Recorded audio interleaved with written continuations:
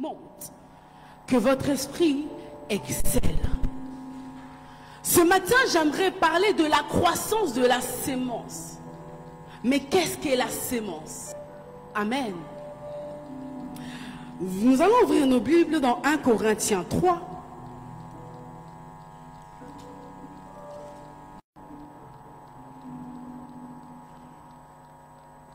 « 1 Corinthiens 3, à partir du 6e verset. J'aimerais qu'on me mette la version d'Arby, si possible.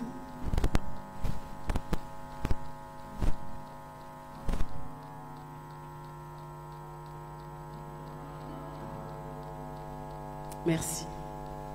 Moi, j'ai planté, Apollos a arrosé, mais Dieu a donné l'accroissement. Amen. Dans d'autres versions, il est écrit, si tu peux mettre maintenant l'autre version que tu as mis tout à l'heure. J'ai planté, Apollos a arrosé, mais Dieu a fait croître. Amen. Nous voyons que les phrases commencent de la même façon, mais terminent de deux manières différentes. Amen. Il y a une manière que moi j'ai appréciée, qui est l'accroissement. Amen. Mais ici, dans cette version, dans la version seconde, il nous dit croître. Ce matin, j'aimerais pas parler à une personne, mais ce matin, j'aimerais parler à un esprit. Je disais, ce matin, je ne parlerai pas à toi qui es présent, mais je parlerai à l'esprit qui est en toi. Il est temps que l'enfant de Dieu comprenne qu'il doit croître dans la sémence. Je disais, l'enfant de Dieu doit comprendre qu'il doit grandir dans la sémence. J'aime souvent dire, les chrétiens quand ils sont à l'église, tu verras sur 100%, il y a 80% de personnes qui changent, qui grandissent. Mais aujourd'hui, j'aimerais parler à ces 20% de personnes qui demeurent toujours les mêmes personnes. Amen. Lorsque nous parcourons la Bible, nous voyons différentes et diverses histoires. Où la Bible dit que lorsque Dieu prend une personne dans le néant, il le fait monter dans la gloire. Mais pourquoi certaines personnes, lorsque Dieu les ramasse, elles restent toujours au même niveau? La croissance de la sémence. J'aimerais déclarer ce matin en tant que servante de Dieu,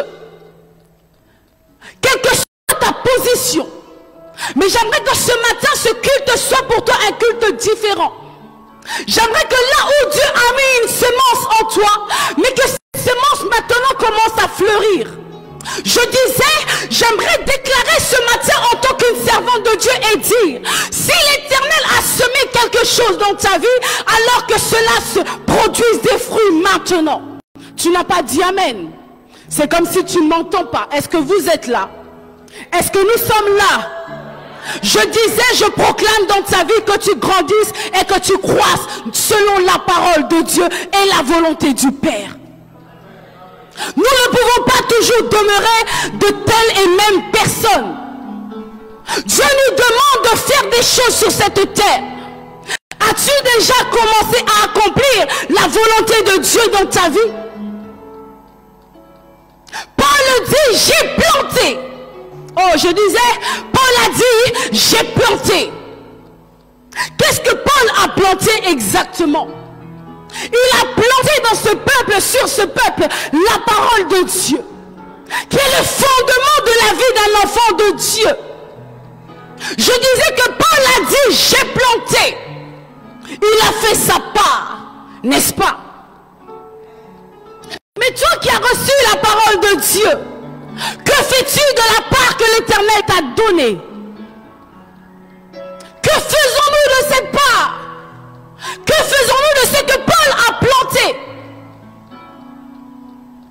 Amen. Que faisons-nous?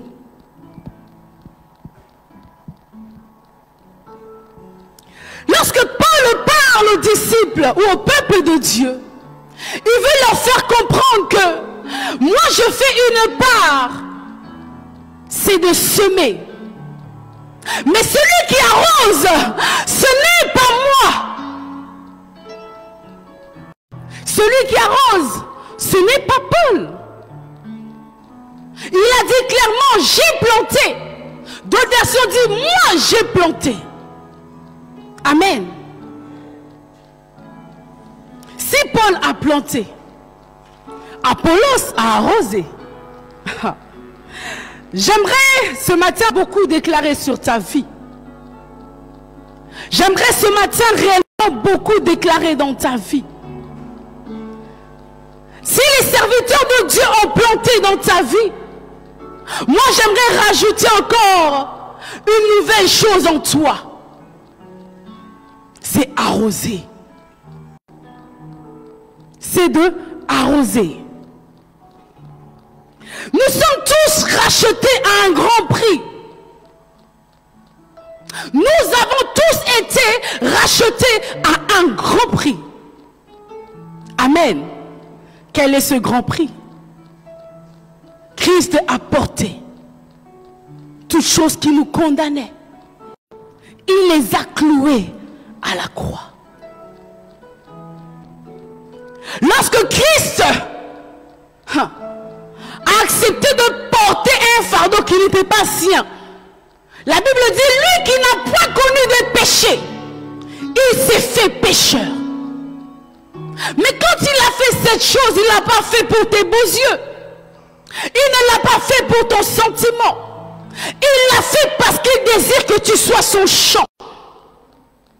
Je disais, lorsqu'il a fait ces choses, lorsque Christ a fait cette chose, il a fait pour que tu sois le champ de Dieu.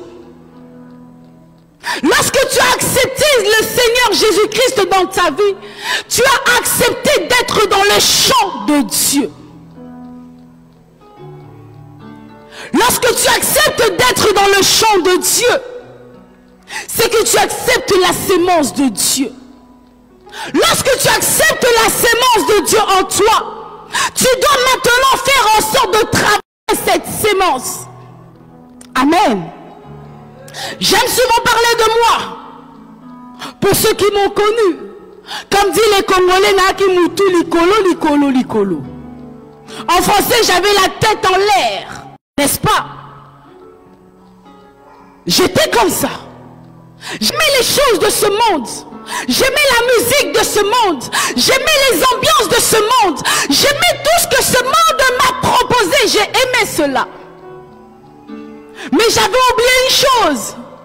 Que lorsque j'avais donné ma vie à Christ, une semence était rentrée en moi. Malgré que j'étais moutou likolo, mais cette semence était en moi.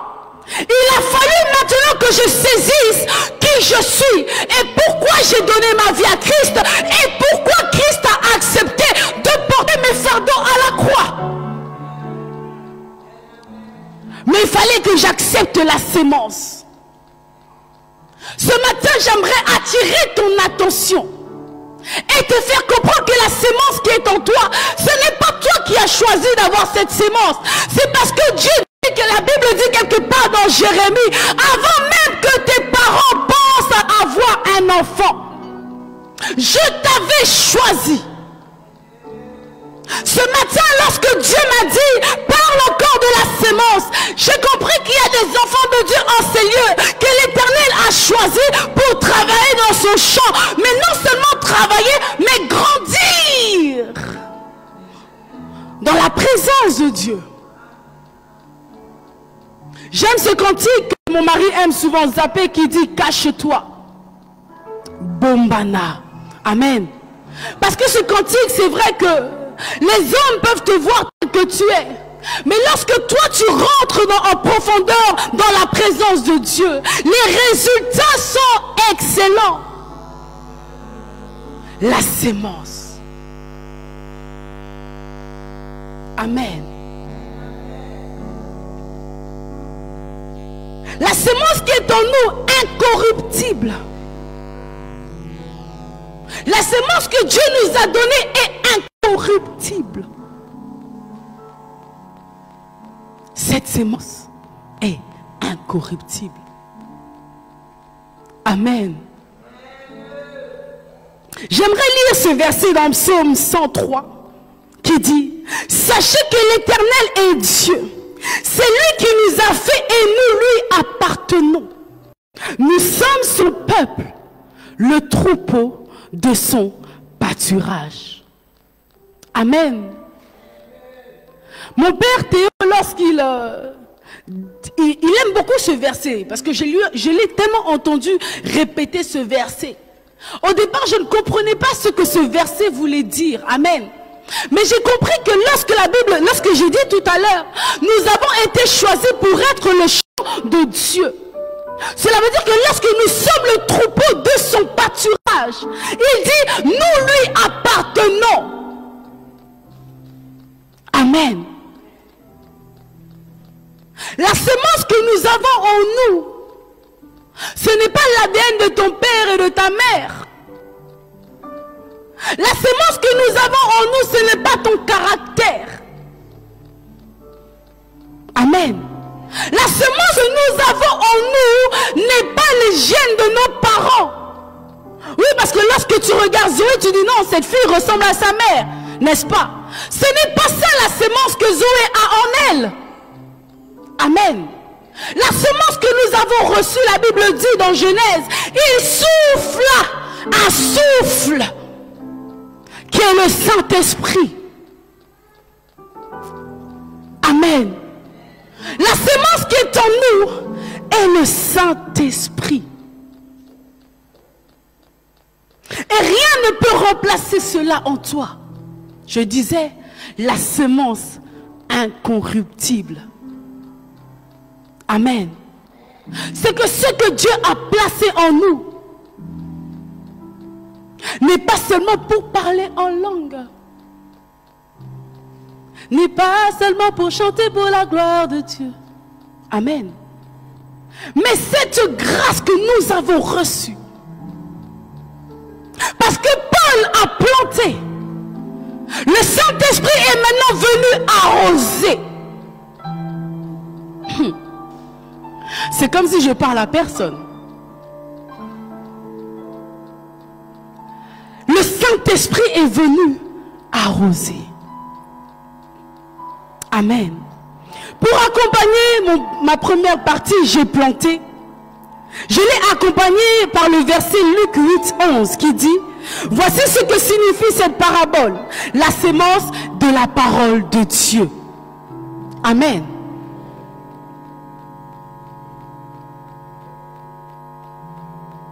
Comme je disais tout à l'heure, Paul a fait sa part. Paul a fait sa part. Apollos a arrosé. Toute sémence a besoin d'être arrosée. N'est-ce pas? N'est-ce pas? Toute sémence a besoin d'être arrosée. Partout où tu plantes une graine, tu dois l'arroser. Si tu ne l'arroses pas, ben cette graine ne poussera pas. Mais ce qui attire mon attention lorsque j'ai cherché à comprendre quelle était cette plante qui a été arrosée, et pourquoi Paul insiste tant à dire j'ai planté, Apollos a arrosé. C'est parce que quelque part Paul peut planter, mais Apollos ne peut aussi ne pas arroser, n'est-ce pas? Ou il peut arroser, mais cette semence tombe dans une terre qui n'est pas fertile. J'aimerais lire Luc 8, 6. Elle sécha parce qu'elle n'aura point d'humidité. Amen.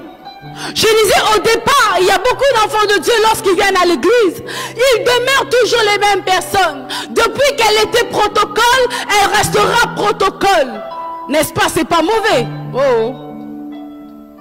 Mais nous devons grandir. Amen. Je parle encore de moi. J'étais chantre. J'ai chanté à l'église.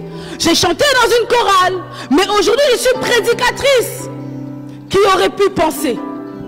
Même moi qui vous parle, je ne pense même pas que j'aurais pu m'imaginer parler devant le monde.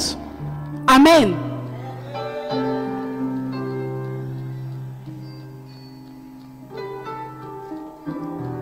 Elle s'échappe parce qu'elle n'aura point d'humidité.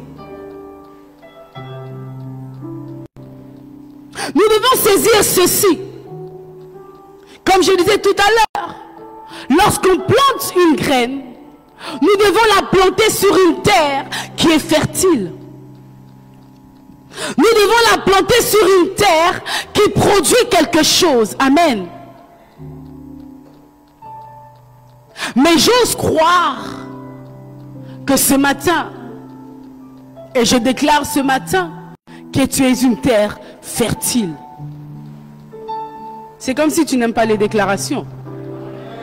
C'est comme si tu n'aimais pas les déclarations. Je disais, j'ose croire et je déclare ce matin que tu es une terre fertile. Que quelle que soit la situation que tu passes, quelle que soit la situation qui te dérange, quelle que soit ta position d'aujourd'hui, laisse-moi te dire que je déclare maintenant que cela change. Là où c'était infertile, que ça devienne fertile dans le nom de Jésus. Dans le nom de Jésus.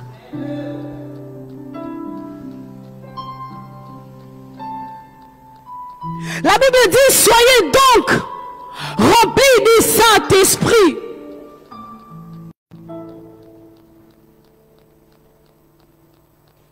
J'aimerais t'inviter à comprendre ceci. Si la graine que l'on plante sur une terre n'est pas humide, est-ce que tu crois que cette graine peut pousser? Merci. Que représente l'humidité dans ce verset? Elle représente l'eau. Amen. Mais qu'est-ce qu'est l'eau? L'eau est la parole de Dieu. Amen. Lorsque tu sais que tu as une sémence en toi qui est accompagnée du Saint-Esprit, tu dois l'accompagner par la parole de Dieu pour qu'elle grandisse. Amen. Même si dans mon état, il y a beaucoup licolo, si je n'avais pas pris un temps de lire la Bible, je ne serais pas cette femme qui est là devant vous. Amen. Parce que des fois, j'ai accepté de lire la Bible, de me sacrifier, de venir au veillées, aux prières. Voilà ce que Dieu a fait aujourd'hui de ma vie. Je ne parlerai pas d'une autre personne parce que je ne connais pas sa vie. Je parlerai de moi parce que je sais d'où je viens. Amen. Laisse-toi arroser par la parole de Dieu. Quel que soit que la parole vient te frapper d'un bon sens, ou te frappe d'un mauvais sens, ou te blesse là où tu as mal, ou te fait du bien où tu as besoin d'avoir du bien. Mais laisse qu'à chaque instant que cette parole te fortifie, même si elle te fait mal, laisse que cette parole te fortifie. Laisse que cette parole te fasse grandir. Amen.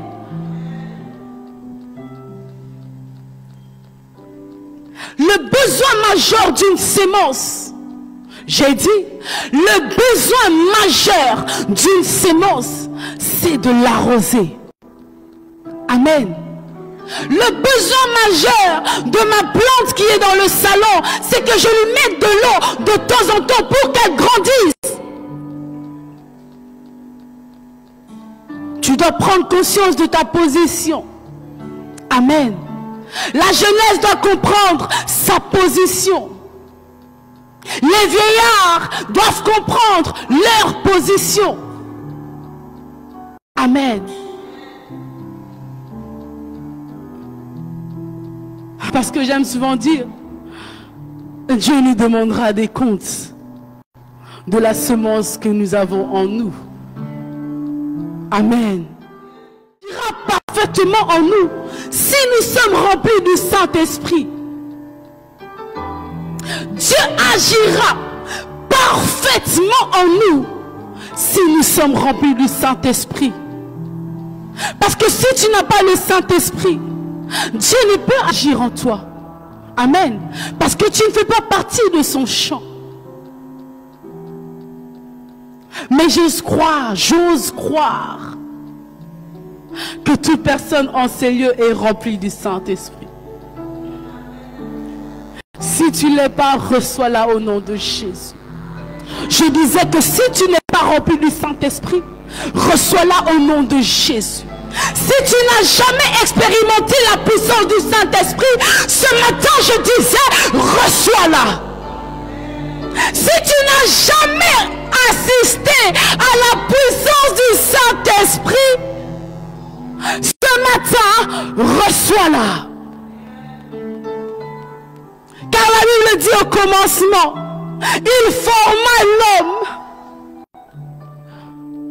mais il souffla. Tu peux être formé, tu peux marcher comme un homme. Mais si en toi le Saint-Esprit n'y habite pas, laisse-moi te dire que tu es mort. Amen. Reçois la puissance du Saint-Esprit. Que l'Éternel visite chaque étape de ta vie. Que l'Éternel visite chaque étape de ta vie. Que tout ce qui n'allait pas ou tout ce qui allait, que cela aille encore de gloire en gloire, de gloire en gloire et de gloire en gloire. Je disais que tu sois rempli de la puissance du Saint-Esprit, mais que cela t'emmène de gloire en gloire, de gloire en gloire, de vérité en vérité, de victoire en victoire, de bonté en bonté, de sagesse en sagesse, mais que cette grâce t'accompagne au nom de Jésus.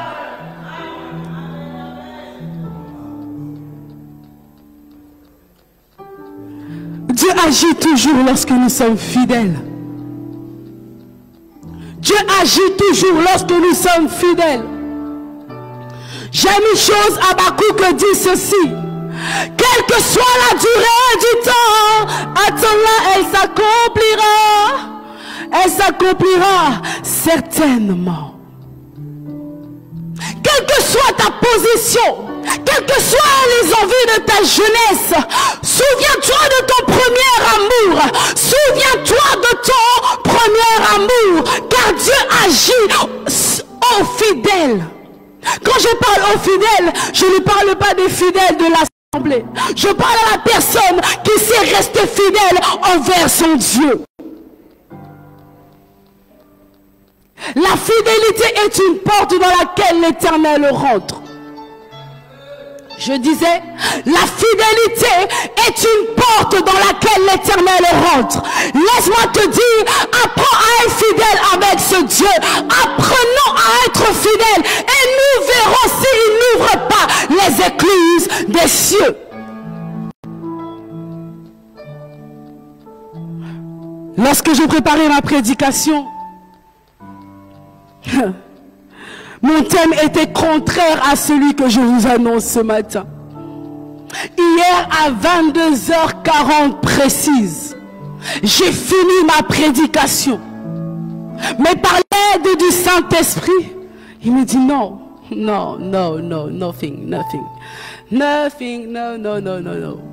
Change. Je dis Adonai, il est 22h40. Je dois aller dormir, n'est-ce pas? Je dois aller dormir. Qu'est-ce que je vais dire? Il ne me reste même pas beaucoup d'heures. Amen. C'est là que j'ai pensé à mon frère le pasteur Andy quand il me dit Chanel, j'ai eu du mal. J'ai compris que lorsque Dieu change ta vie, non seulement il te fait changer de thème, mais il te donne la provision pour son peuple. J'espère que ce matin, ce que je dis rentre en toi. J'espère que ce matin, ce que je dis reste et siège dans ton esprit, dans le nom puissant de Jésus. Je n'ai pas fourni d'effort, amen. Mais j'ai eu une prédication du début jusqu'à la fin. Amen. La fidélité. Il fera toujours croître la sémence qui est sur une bonne terre. La Bible dit que Christ n'est pas venu pour les justes. Christ, lorsqu'il a dit Père, dans l'Apocalypse, Je suis digne d'aller ouvrir le livre de vie. Il l'a pas fait parce qu'il y avait des saints sur cette terre. Il l'a fait parce que nous sommes des pécheurs. Mais il sait que malgré que nous sommes des pécheurs, regardez son amour, que nous sommes aussi une bonne terre. Tu n'as pas entendu, je disais, malgré qu'il sait que nous sommes pécheurs, mais par son amour il dit encore, je sais que je sème en vous une bonne sémence, parce que vous êtes une bonne terre. La terre qu'il a pris le temps à former le corps de l'homme, il n'a pas choisi n'importe quelle terre. Lorsqu'il a commencé à façonner, il a enlevé toutes les mauvaises épines. Petit à petit, il enlevait. Petit à petit, il enlevait pour former quelque chose de bien. Malgré ta situation de pécheur, laisse-moi te dire qu'il est possible, qu'il t'est possible d'être une terre et une bonne terre pour l'œuvre de Dieu. Il te suffit seulement juste d'accepter d'être arrosé par la parole de Dieu. J'étais compté parmi les indignes. J'étais compté parmi les pécheresses. J'étais compté parmi les ambianceuses de Paris. J'étais compté parmi celles qui savaient se battre. Moi, si tu me regardes au travers, je vais te taper, mais je vais te taper sérieusement. Mais malgré ça, l'Éternel m'a trouvé bon pour mettre en moi une bonne sémence. Je disais, malgré ça, l'Éternel a trouvé bon de trouver une bonne sémence en moi. Cela veut dire que même si ta situation est bancale, laisse-moi te dire, cette femme qui était courbée pendant 10 années, lorsqu'elle s'est approchée de Jésus, Jésus l'a dit, va, car tu es guéri. Je crois qu'à l'instant même, elle s'est rétablie et elle a marché correctement. Elle a marché divinement bien. Il y a aussi cette autre femme qu'on ramène auprès de Jésus. On dit, Père, on l'a trouvée en plein adultère. La Bible, Moïse nous a dit que toute personne que nous trouvons en plein adultère, nous devons la lapider. Jésus n'a rien dit. Jésus s'est baissé, a commencé à écrire sur la terre. Vous ne me donnez pas envie d'avancer. Je disais, on emmena cette femme qui a commis l'adultère. On l'a emmené auprès de Jésus. Oh Jésus, Moïse nous a dit, de tel cas, il faut t'obéir et ma bangane tu vas jeter. N'est-ce pas? Jésus, qu'est-ce qu'il a fait?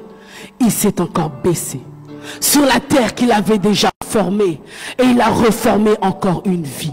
Il a reformé encore une stabilité. Il a encore reformé les finances. Il a reformé la fécondité. Il a reformé la bonne santé. Il a reformé et il a encore reformé. Ce matin, souviens-toi que tu es une bonne terre. Christian, souviens-toi que ce matin, tu es une bonne terre. Quelles que soient les difficultés, quelles que soient les situations que tu traverses, dis-toi et répète-toi ceci: je suis une bonne terre. Tu es une bonne terre, Jacques. Tu es une bonne terre. Parce que Christ a accepté de mourir. Quand il est parti mourir, il n'était même pas habillé. Il avait un petit torchon qui couvrait seulement sa nudité. Mais il a accepté, en étant un Dieu, de mourir pour toi. J'aimerais dire à une personne, c'est vrai que nous avons des défauts, mais Dieu, Jésus, reforme les vies. Quelle que soit la situation dans laquelle les hommes te trouvent ou te pointent du doigt, souviens-toi que tu as encore une chance. C'est auprès de ce Père. Jésus dit à cette femme, si tu savais la personne qui est en face de toi, toi-même tu l'aurais demandé à boire. Amen. Si nous savons ou si nous connaissons la personne qui est en face de nous, Yehoshua Meshiach, je pense que beaucoup de choses changeront réellement dans nos vies. La fidélité. Amen.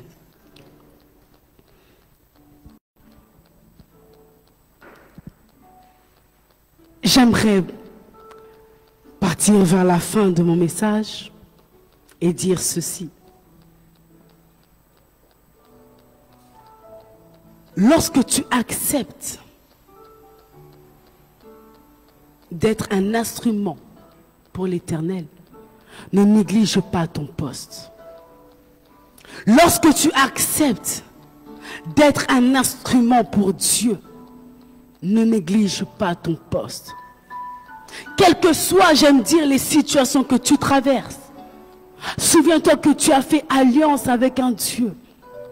Souviens-toi que tu as fait alliance avec ce Dieu qui lui va commencer à faire croître, qui lui va commencer à faire grandir, qui lui va commencer à faire pousser. Mais si tu reconnais l'alliance que tu as avec ce Dieu, Isaac était fortement riche, Dieu l'avait fortement béni, n'est-ce pas? Mais Dieu l'avait béni par-dessus. Pourquoi? Parce que son père avait une alliance. Amen. Voilà pourquoi je déclare toujours sur mes enfants, je dis Seigneur, si moi j'ai pas eu d'alliance parce que mon père n'a pas eu d'alliance avec toi, mais parce que moi aujourd'hui j'ai une alliance avec toi, même si demain je ne suis pas là, que mes enfants, bénéficient de cette alliance. Même si moi aujourd'hui je prie, je jeûne, je rentre en retraite, je prêche, je chante, même si moi je ne vois pas le fruit de cette bénédiction, que mes 5 filles, telles qu'elles sont là, qu'elles reçoivent et qu'elles bénéficient de cette bénédiction. Parce que j'ai fait une alliance avec Dieu. Vous savez, lorsque nous négligeons l'alliance que nous faisons avec Dieu, nous allons voir que nous avançons, mais cela n'avance pas. Nous avançons, mais c'est comme si nous avons des charges. Pourquoi? Parce que nous ne sommes pas fidèles avec les choses de Dieu. J'aimerais dire à l'assemblée entière, surtout à ma jeunesse, lorsque nous faisons alliance avec Dieu, aujourd'hui tu es jeune, mais ton futur tu ne le connais pas. Mais lorsque tu fais alliance avec Dieu dans ta jeunesse, il dit, il n'abandonne point. Amen. La Bible dit, j'étais jeune, j'ai vieilli, je n'ai point vu injuste, j'ai dit injuste, infidèle, abandonné. Dieu arrose. Non, pardon, Dieu fait croître. Amen. Mais cela dépend aussi de ta fidélité. Cela dépend de ta position. Dieu va faire grandir, oui, Dieu va faire croître, oui, Dieu va accroître, oui, il va le faire. On peut tout déclarer. Je peux commencer à prophétiser, je peux commencer à prier ici. Vous tombez, on saute, on crie, tout. Mais après de ça, le après de ça, il est où? Moi je disais, ah Seigneur, j'ai eu des visions, je me voyais prêcher, je voyais dans des stades, je voyais. Je dis, ah, Seigneur, arrête de mentir là. Moi où je suis là, je ne suis pas prête dans ça. Amen. Je ne suis pas prête dans ça. J'étais sincère avec moi-même. J'ai dit, mais je vais aller prêcher, je vais prêcher quoi? Amen. Mais lorsque j'ai compris réellement que non, ce que j'ai vu, c'est ce qui va m'arriver. Il est temps que je m'attache réellement à ces choses. Parce que si je ne m'attachais pas, ben j'allais avancer toujours avec des difficultés. Aujourd'hui ça va, demain ça va pas. Amen. Je ne dis pas que c'est toujours rose, parce qu'avec Dieu, nous devons avoir des épreuves, n'est-ce pas? Mais ces épreuves, il dit, je ne vous tenterai jamais au-delà de vos forces. Cela veut dire que lorsque Dieu vient te tenter, tu es capable de dire, arrière de moi Satan, arrière de moi. Amen. Parce qu'il sait qu'il ne vous tentera jamais au-delà. Parce qu'il sait que vous êtes une bonne terre. Une bonne terre, une bonne sémence. Isaac a été fortement béni, richement béni. Je vais lire ce verset pour clôturer. Genèse 26, 12. Isaac sema dans ce pays et il recueillit cette année le centuple, car l'Éternel le bénit. Amen. Mais si vous continuez l'histoire, vous allez voir que l'Éternel le bénit et dit, c'est à cause de l'alliance de son père Abraham. Amen. J'aimerais que tu te lèves dans la présence de Dieu en acclamant très très fort pour la parole.